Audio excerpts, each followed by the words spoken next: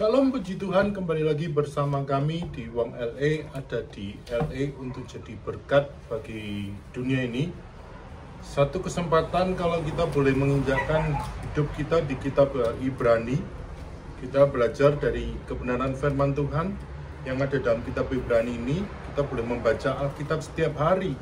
Dan kita sudah memasuki di kitab yang Ibrani.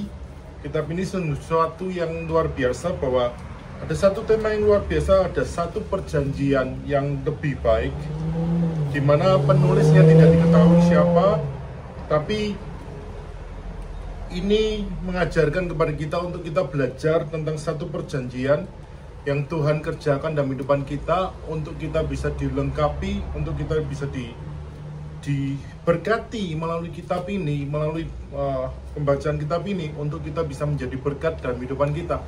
Dan teruslah setia membaca kitab-kitabnya Tuhan, karena ini ada satu perjanjian yang luar biasa daripada Tuhan, yang Tuhan kerjakan dalam kehidupan kita dan memberkati kehidupan kita. Selamat membaca pembacaan kitab Ibrani. Tuhan Yesus memberkati. Ibrani pasal 10. Persembahan yang sempurna. Di dalam hukum Taurat hanya terdapat bayangan saja dari keselamatan yang akan datang, dan bukan hakikat dari keselamatan itu sendiri.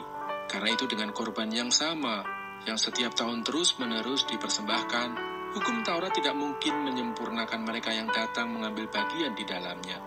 Sebab jika hal itu mungkin, pasti orang tidak mempersembahkan korban lagi. Sebab mereka yang melakukan ibadah itu tidak sadar lagi akan dosa setelah disucikan sekali untuk selama-lamanya.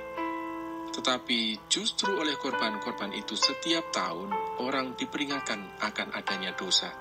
Sebab tidak mungkin darah lembu jantan atau darah domba jantan menghapuskan dosa.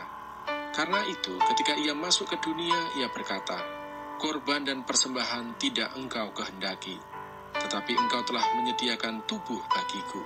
Kepada korban bakaran dan korban penghapus dosa, engkau tidak berkenan." Lalu aku berkata, "Sungguh, aku datang. Dalam gulungan kitab ada tertulis tentang aku, untuk melakukan kehendak-Mu, ya Allahku."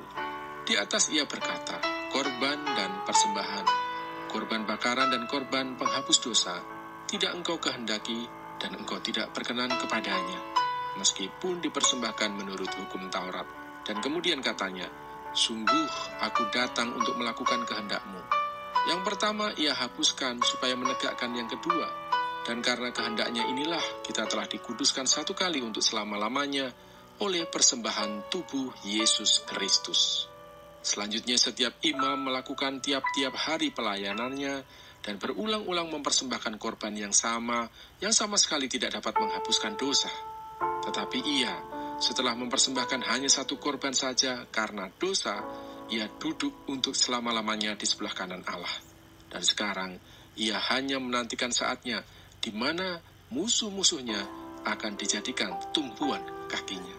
Sebab oleh satu korban saja, ia telah menyempurnakan untuk selama-lamanya mereka yang ia kuduskan. Dan tentang hal itu, Roh Kudus juga memberi kesaksian kepada kita. Sebab setelah ia berfirman, "Inilah perjanjian yang akan kuadakan dengan mereka." Sesudah waktu itu, ia berfirman pula, "Aku akan menaruh hukumku di dalam hati mereka, dan menuliskannya dalam akal budi mereka, dan aku tidak lagi mengingat dosa-dosa dan kesalahan mereka." Jadi, apabila untuk semuanya itu ada pengampunan, tidak perlu lagi dipersembahkan korban karena dosa. Ketekunan.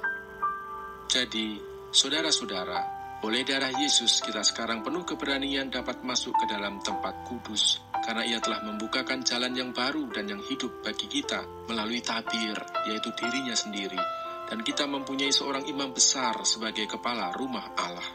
Karena itu marilah kita menghadap Allah dengan hati yang tulus ikhlas dan keyakinan iman yang teguh. Oleh karena hati kita telah dibersihkan dari hati nurani yang jahat, dan tubuh kita telah dibasuh dengan air yang murni. Marilah kita teguh berpegang pada pengakuan tentang pengharapan kita, sebab Ia yang menjanjikannya setia.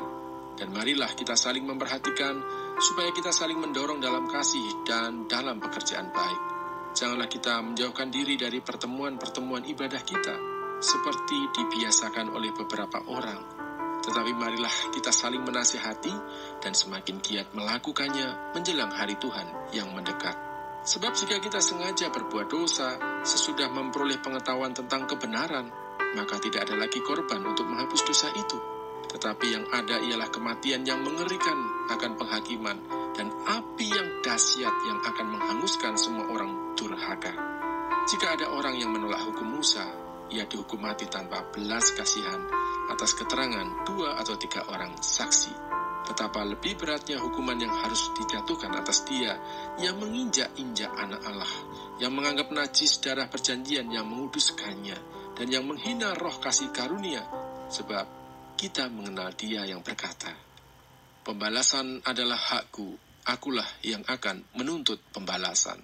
Dan lagi, Tuhan akan menghakimi umatnya. Ngeri benar kalau jatuh ke dalam tangan Allah yang hidup. Ingatlah akan masa lalu. Sesudah kamu menerima terang, kamu banyak menderita oleh karena kamu bertahan dalam perjuangan yang berat. Baik waktu kamu dijadikan tontonan oleh cercaan dan penderitaan, maupun waktu kamu mengambil bagian dalam penderitaan mereka yang diperlakukan sedemikian. Memang kamu telah turut mengambil bagian dalam penderitaan orang-orang hukuman, dan ketika harta kamu dirampas, kamu menerima hal itu dengan sukacita, sebab kamu tahu bahwa kamu memiliki harta yang lebih baik dan yang lebih menetap sifatnya. Sebab itu, janganlah kamu melepaskan kepercayaanmu, karena besar upah yang menantinya.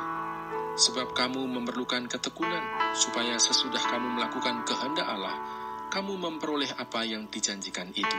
Sebab sedikit, bahkan sangat sedikit waktu lagi, dan ia yang akan datang sudah akan ada tanpa menangguhkan kedatangannya. Tetapi orangku yang benar akan hidup oleh iman, dan apabila ia mengundurkan diri, maka aku tidak berkenan kepadanya. Tetapi kita bukanlah orang-orang yang mengundurkan diri dan binasa, tetapi orang-orang yang percaya dan yang beroleh hidup